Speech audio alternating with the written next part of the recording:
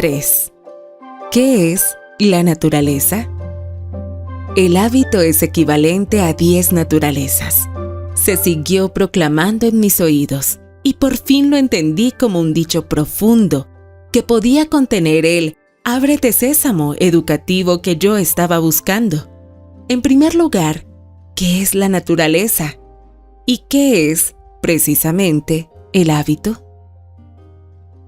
Es algo impresionante cuando consideramos lo que es el niño, independientemente de su raza, país o parentesco, simplemente por nacer como ser humano.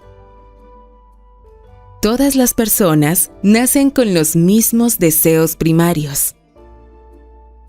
Estamos dispuestos a aceptar que todos tenemos los mismos instintos y apetitos, pero nos impacta un poco que los principios de acción que gobiernan a todos los hombres en todas partes sean en gran medida los mismos. En otras palabras, que en el pecho tanto de la persona cultivada como de la inculta laten los mismos deseos, que el deseo de conocimiento, que se ve en la curiosidad del niño por las cosas y en sus ojos siempre inquisitivos, está activo de igual forma en todas partes, que el deseo de socializar, que se puede ver en dos bebés que recién se conocen el uno al otro y que disfrutan el gozo y la amistad, es la causa de las aldeas en las tribus alejadas del mundo, así como el encuentro filosófico de los eruditos, que en todas partes se siente el deseo de la estima, que es un poder maravilloso en manos del educador, y que convierte a una palabra de elogio o de culpabilidad en un motivo más poderoso que todo el miedo o expectativa de castigo o recompensa. Y los afectos. No solo se trata de los mismos deseos, sino que todas las personas, en todas partes, tienen los mismos afectos y pasiones que actúan de la misma manera bajo una similar provocación, ya sean la alegría y el dolor, el amor y el resentimiento, la benevolencia, la simpatía, el miedo y mucho más, son comunes a todos nosotros. Lo mismo cabe a la conciencia, el sentido del deber. Contenido de la noción más elemental de la naturaleza humana.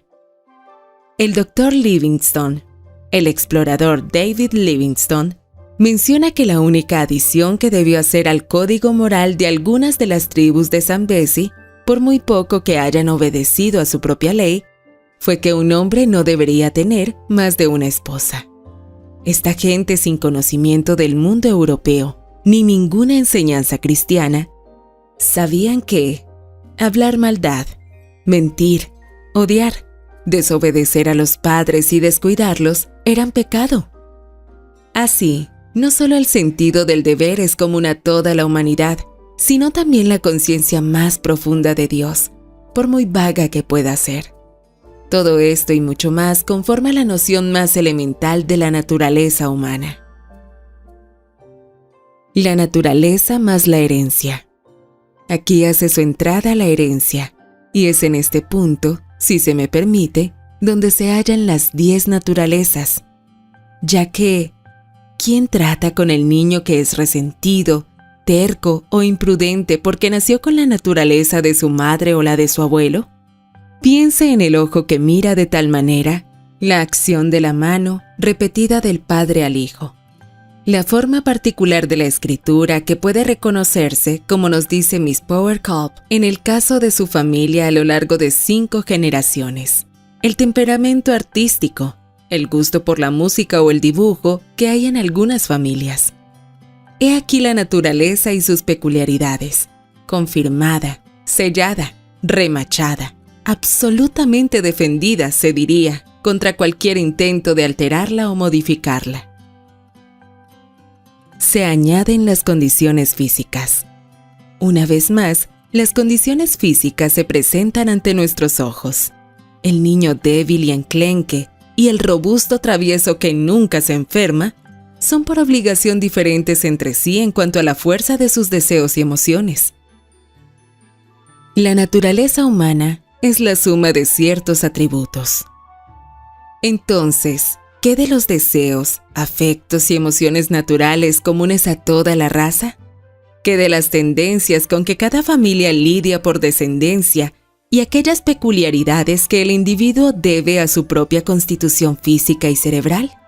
La suma de todo esto, es decir, la naturaleza humana presenta un caso sólido, tanto así que nos sentimos inclinados a pensar que lo mejor que se puede hacer es dejarla en paz, dejar que cada niño se desarrolle sin obstáculos de acuerdo con los elementos de carácter y de disposición que hay en él. No se debe abandonar al niño a su naturaleza humana.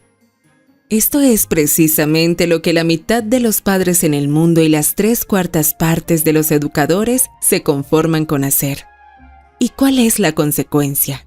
Que el mundo avanza, pero que el progreso ocurre, en su mayor parte, con los pocos niños cuyos padres han tomado muy seriamente el control de la educación, mientras que el resto, a los que se les ha permitido quedarse como estaban y no llegar a ser más o mejores de lo que la naturaleza los hizo, se convierten en una pesada carga.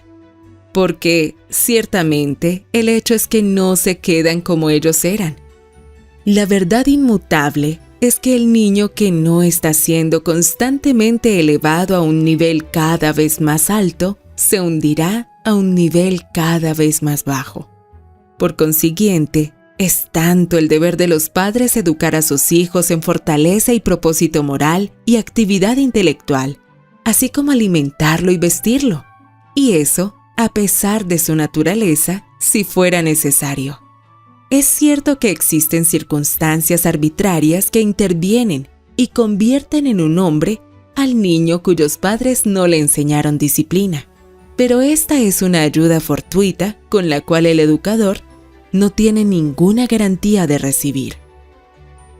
Estaba empezando a ver mi camino sin salir aún de la dificultad psicológica que en lo que a mí respecta bloqueaba el camino a toda educación real, pero ahora podía ya identificar el lugar y eso ya era algo.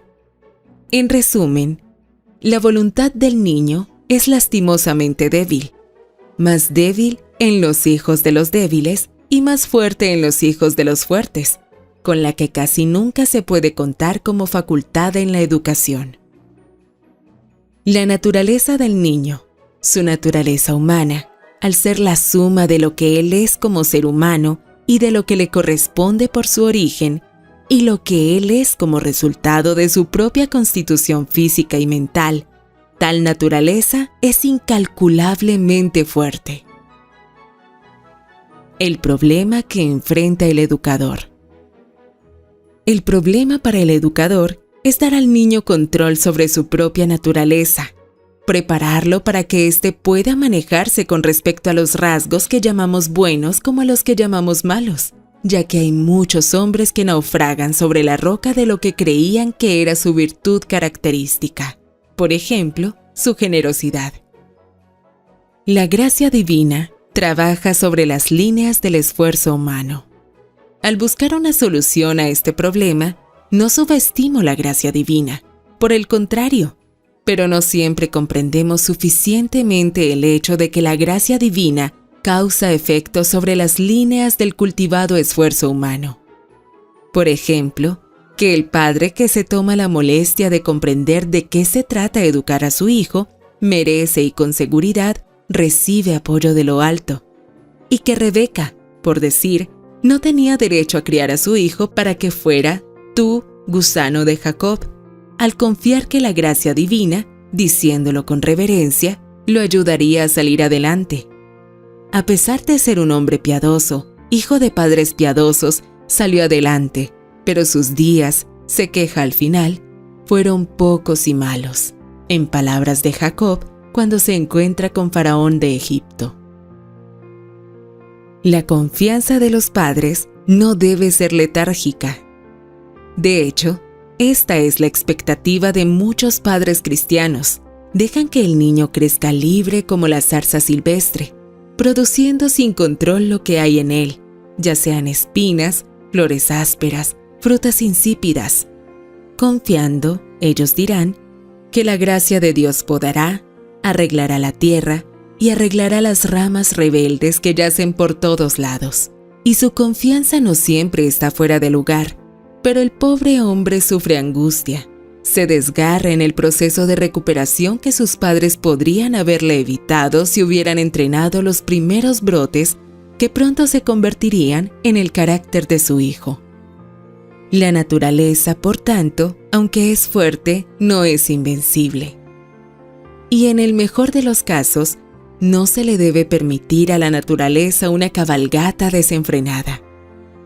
Bocado y brida, mano y voz, lograrán lo mejor posible de la naturaleza si se toma el control de su entrenamiento a tiempo.